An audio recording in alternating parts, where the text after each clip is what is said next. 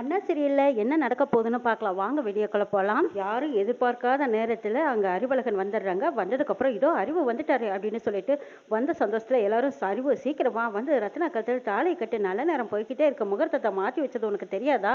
தெரிஞ்சிருந்தா இப்போ எதுக்காக வெளியே போன அப்படின்னு சண்முகம் கோவத்தோட கேட்கும்போது அறிவழகன் அது ஒன்றும் இல்லை, ஒரு சின்ன வேலை வெளியில போயிட்டு வந்தா முடிஞ்சது, நான் வந்துட்டேன் அப்படின்னு சொல்றாங்க.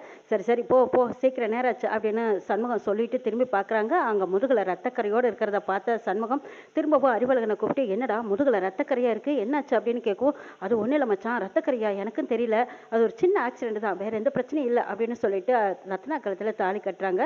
அப்போ ஐயர் கேட்குறாங்க, என்ன ரெண்டு பேர்த்துக்கும் ஒரே நேரத்தில் முகூர்த்தத்தில் தாலி கட்டிடலாமா இல்லை தனித்தனியாக மந்திரம் சொல்லி தாலி கட்டலாமான்னு கேட்குறாங்க. அதுக்கு பாக்கியம் சொல்கிறாங்க, இல்லைங்க ஐயரே, ரெண்டு பேர்த்தையும் ஒன்று சேர ஆசீர்வாதம் பண்ண முடியாது, அதனால தனித்தனியாகவே நீங்கள் மந்திரம் சொல்லி ஒவ்வொருத்தருக்கும் தாலி கட்டி முதல்ல முகூர்த்தம் நடக்கட்டுங்கிறாங்க பாக்கியம். அப்போ அறிவழகன் ரத்னா ரெண்டு பேர்த்துக்கும் மந்திரத்தை சொல்லி அதுக்கப்புறம் தாலி கட்டி அக்னி குண்டம் சுற்றி வர்றாங்க.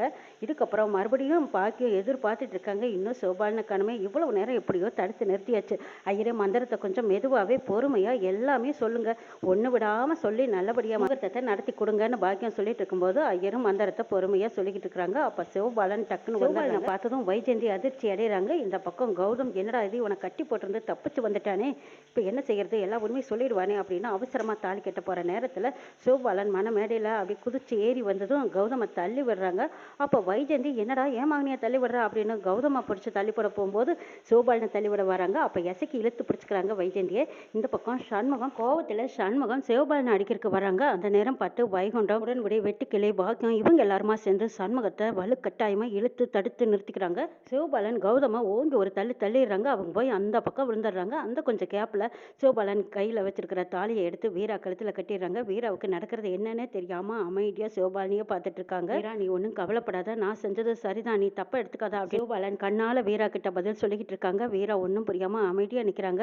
அண்ணனுக்கு விருப்பம் இல்லாமல் இந்த கல்யாணத்தை எப்படி ஏற்றுக்கிறதுன்னு நினச்சிட்டு இருக்காங்க. வீரா நடக்க வேண்டிய கல்யாணம் இப்படி திசை மாறி போச்சேன்னு மனசை எல்லாரும் ஒரு நிலைக்கு கொண்டு வரதுக்குள்ளேயா அங்கே குரு வந்துடுறாரு. குருவுக்கு ஃபோன் பண்ணி உடனே வந்து அறிவை அரெஸ்ட் பண்ணுங்கன்னு சொல்லிடுறாங்க. குரு வந்ததும் அறிவை அரெஸ்ட் பண்ணுறதுக்கு வராங்க. அப்போ சண்முகம் எதுக்காக எங்கள் வீட்டு மாப்பிள்ளையை அரெஸ்ட் பண்ண வந்தீங்கன்னு கேட்குறாங்க. சண்முகம் இவர் மாலதியை கொலை பண்ணிட்டு வந்திருக்காரு. வந்ததுக்கப்புறம் தான் இப்போ ரத்னா கழுத்தில் தாலி கட்டியிருக்காரு.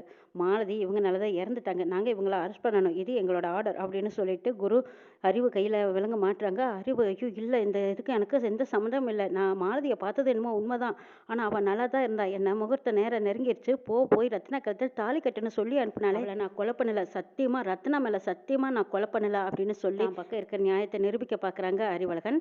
ஆனால் குரு வைஜெயந்தி இவங்க ரெண்டு பேருமா சேர்ந்து சண்முகத்தை பழிவாங்கிறதுக்காக அறிவழகனை அரெஸ்ட் பண்ணி கூட்டிட்டு போறாங்க. வெங்கடேஷ் ஜோக்கர் வேஸ்ட்ல இருந்ததை கனி கண்டுபிடிச்சதும் சண்முகத்துக்கிட்ட சொல்லி ஜோக்கர் அவன் எனக்கு பிடிக்கல, அவங்க இருக்கக்கூடாது, வெளியில போக சொல்லுங்க அப்படின்னு வெங்கடேஷ் எல்லாரும் துரத்தி போயிடுறாங்க. அங்கிருந்து தப்பிச்சா போதுமடா சாமின்னு துப்பாக்கியோட போயிடுறாங்க. திரும்பவும் வைஜெயந்திக்கு குறி வச்சுக்கிட்டு இருக்கிறாங்க வெங்கடேஷ். சவுந்தரபாண்டி வந்து பாக்கியத்தை அடிக்க வர்றாங்க. என்னடே நீ சொன்ன மாதிரி நடத்தி கட்டிட்டியல, இந்த கல்யாணம் எனக்கு பிடிக்கலன்னு சொல்லி இருந்தும் இந்த என்னைய மீறி இந்த ஒத்த ஓட்டி இந்த வீரா கழுத்தில் தாலி கட்டிட்டான்ல, எப்படி இவங்க ரெண்டு பேரும் சேர்ந்து வாழ்றாங்க, நான் பார்த்து போடுறேன், அந்த தாலியை கழட்டுன்னு சொல்லி சவுந்தரபாண்டி வீரா கழுத்தில் கிடக்கிற தாலியை அத்துப்பட வராங்க. அப்போ சிவபாலன் சவுந்தரபாண்டியும் பிடிச்சி ஒரு தள்ளுறாங்க. அதுக்கப்புறம் சவுந்தரபாண்டி ஓஹோ ஆயமாக எல்லாருமா சேர்ந்து தந்திரம் பண்ணிட்டீங்களாடா, உங்களை விடமாட்டேன்டா, சும்மா விடமாட்டேன் அப்படின்னு சொல்லிட்டு சிவபாலனை தரன்னு கையை பிடிச்சி வீட்டுக்கு எடுத்துக்கிட்டு போயிடுறாங்க. இந்த பக்கம் பார்த்தா ரத்னா விழுந்து கிடக்குறாங்க. ரத்னாவை சமாதானம் பண்ணி எழுப்பி திரும்ப ரத்னாவையும் வீராவையும் வீட்டுக்கு கூட்டிட்டு வர்றாங்க. சண்முகம் வீதியில் வரும்போது எல்லாரும் ஊருக்குள்ள ஆளுக்கு ஒரு பேச்சு பேசுறாங்க. பாவம் சண்முகம் 4 தங்கச்சிகளை வளர்த்தனா, எசிக்கையோட வாழ்க்கை இப்பதான் அழிச்சாம்பிடிச்சான் வாழ்க்கை, இப்போ ஒழுங்கா சரியா போய்கிட்டு இருக்குது. இந்த நேரத்தில் 2 தங்கச்சிக்கும் கல்யாணத்தை வச்சு கண்ணு பட்ட மாதிரி இப்படி ஆயிப்போச்சு. கல்யாணம் முடிஞ்ச கையோட மாப்பிள்ளை கொலைக்கேசில் ஜெயிலுக்கு போயிட்டான். ரத்னாவோட மாப்பிள்ளை போலீஸ்கார அம்மாவை அந்த கௌதம் வீரா கழுத்தில் தாலி கட்டுறதா மணமேடையில் உட்காந்துருக்கும் போது இந்த சிவபாலன் ஏன் தான் இப்படி பண்ணான்னு தெரியல, ஓடி வந்ததும் அந்த தாலியை பிடுங்கி இவன் கட்டிட்டானே, கட்டினது மட்டும் இல்லாமல் இப்போ அப்பம் கூட்டிட்டு போயிட்டான்னு சொல்லி கூடவே பின்னாடி ஓடிட்டான். இப்போ வீராவோட வாழ்க்கையும் அந்த இடத்துல விட்டுட்டு போயிட்டானே இந்த பையன், பாவி பையன் அப்படின்னு சொல்லி ஆளுக்கு மாப்பிள்ளையை திட்டுற மாதிரியும் ரத்னாவையும் வீராவையும் சொல்லி குத்தி காட்டிக்கிட்டு இருக்காங்க. இதெல்லாம் காதார கேட்டுக்கிட்டே வராங்க சண்முகம். இந்த கல்யாணத்தை எப்படி சீரும் சிறப்புமா ஆடம்பரமா விதமாக பண்ணணும்னு நினச்சேன். அவ்வளவு நல்லா பண்ணிட்டு இருக்கும்போது இப்படி ஒரே நிமிஷத்தில் எல்லாம் இப்படி திசை மாறும்னு நான் நினச்சி கூட பார்க்கலையே. வாழ்க்கையில் விழுந்த பெரிய அடி இது என்னால் ஏற்றுக்கவே முடியல. ஊர் மக்க வாயை என்னால் அடைக்கவும் முடியல. சொல்லி காட்டும்போது அப்படியே ஈயங்காய்ச்சி ஊத்துற மாதிரி மனசு வலிக்கு. என்ன செய்வேன், என் தங்கச்சிகளோட வாழ்க்கை வீணாக போச்சே பாலா போச்சேன்னு கத்தி கதறி அழுதுகிட்டு இருக்கிறாங்க சண்முகம். இதையெல்லாம் பார்த்த பரணி ஓடி வந்து, டே சண்முகம், நீ மனசை தளர விடாத, எல்லாம் சரி பண்ணிடலாம், கவலைப்படாதேங்கிறாங்க. எப்படிலாம் சரி பண்ணுவேன், உங்கள் அம்மா சொன்ன மாதிரியே நடத்தி காட்டிட்டா.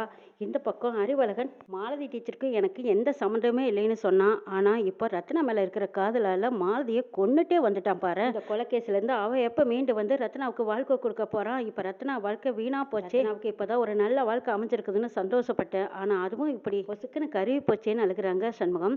டேய், ஒன்றும் கவலைப்படாதடா, அது யாரும் கண்ணார பார்க்கல, நடந்தது என்னன்னே தெரியாமல் நம்ம எதுவும் பேச முடியாதடா. இப்போ சும்மா சந்தேகத்தின் பேரில் தான் கூட்டிகிட்டு போயிருக்காங்க, நீ ஒன்றும் கவலைப்படாதீங்கிறாங்க பரணி.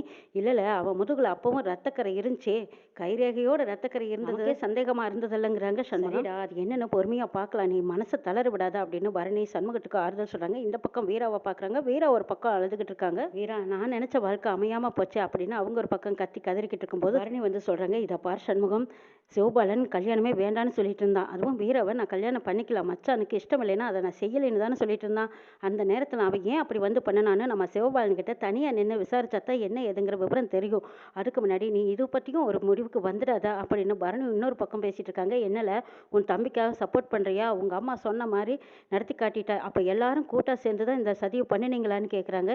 டே சண்முகம், என்னை சந்தேகப்படுறதே உனக்கு வேலையை போச்சா? எப்பவுமே உன் பக்கம் தான் நிற்கிறேன், ஆனால் இப்படி ஒரு பிரச்சனைன்னு வந்ததும் என்னை தூக்கி எரிஞ்சிடறியல்ல, எப்போ பார்த்தாலும் என்னை சந்தேகப்படுறதா உனக்கு வேலையா? டே, இந்த கல்யாணத்தில் உனக்கு சப்போர்ட்டாக தான் இருந்தேன். கௌதமுக்கு வீராவுக்கு கல்யாணம் நடக்கணும்னு தான் நானும் எங்கள் அம்மா கிட்ட எவ்வளவோ எடுத்து சொல்லிக்கிட்டு இருந்தேன். ஆனால் அம்மா மட்டும்தான் சிவபாலனுக்கு வீராவுக்கும் கல்யாணம் நடக்கும்னு சொல்லிச்சு. அப்போ கூட அம்மாவை நான் திட்டினேடா. இது கூட புரிஞ்சுக்காத மனுஷனா நீ? என்னடா இப்படியெல்லாம் என்னை சந்தேகப்படுற? நீங்கள் எல்லாரும் மறுபடியும் எப்படி பார்த்தாலும் ஒன்று சேர்ந்துடுறீங்க. திரும்ப திரும்ப என்னையே குறை சொல்லி குத்தி காட்டுற. வீராவுக்கும் கௌதமுக்கும் கல்யாணம் நடக்கணும்னு தான் நான் நினைச்சேன். சிவபாலன் வந்து தாலி எடுத்து கட்டுவான்னு நான் எதிர்பார்க்கவே இல்லைன்னு சொல்லிடுறாங்க பரணி. கல்யாண வீடு இப்படி இளவு வீடு மாதிரி ஆயிப்போச்சு அப்படின்னு சொல்லி வைகுண்டம் அழுதுகிட்டு இருக்காங்க. சவுந்தரபாண்டி வீட்டில் சிவபாலனை சவுக்கால் அடிச்சுட்டு இருக்காங்க. சவுந்தரபாண்டி பாண்டியம்மா தோண்டி விட்டுட்டு இருக்காங்க. இன்னும் போடல, நல்லா போடு, என்னெல்லாம் சொல்லிட்டு இருந்தான், எப்படி நம்ப வச்சு கடைசி நேரத்தில் வந்து அந்த வீரா கழுத்தில் தாலி கட்டிட்டானே, இவனை சும்மா விடக்கூடாது, தோலை உரிச்சு தொங்குடு அப்படின்னு பாண்டியம்மா இன்னும் சவுந்தரபாண்டியை ஏற்றி விடுறாங்க. சவுந்தரபாண்டி கோவப்பட்டு மறுபடியும் அந்த சவுக்கால் அடிக்கிறாங்க. ஏண்டா, எத்தனை நாளாக நான் நினச்சிட்டு இருந்தேன் உனக்கு வேறொரு இடத்துல கல்யாணம் பண்ணி பார்க்கணுன்னு, அம்மா சொன்ன மாதிரி நீ செஞ்சுட்டியல்ல, அந்த வெறும்பைய வீட்டில் பொண்ணு எடுக்க வேண்டாம்னு சொன்னேன். ஏற்கனவே ஒருத்தையை கொண்டு வந்து நடு வீட்டில் உட்கார வச்சதுனால அவள் ஆட்டம் அடங்கவே இல்லை, மேலே குதிச்சுட்டு இருக்கா. இப்போ இன்னொருத்தையும் கொண்டு வந்து நிறுத்திட்டியே.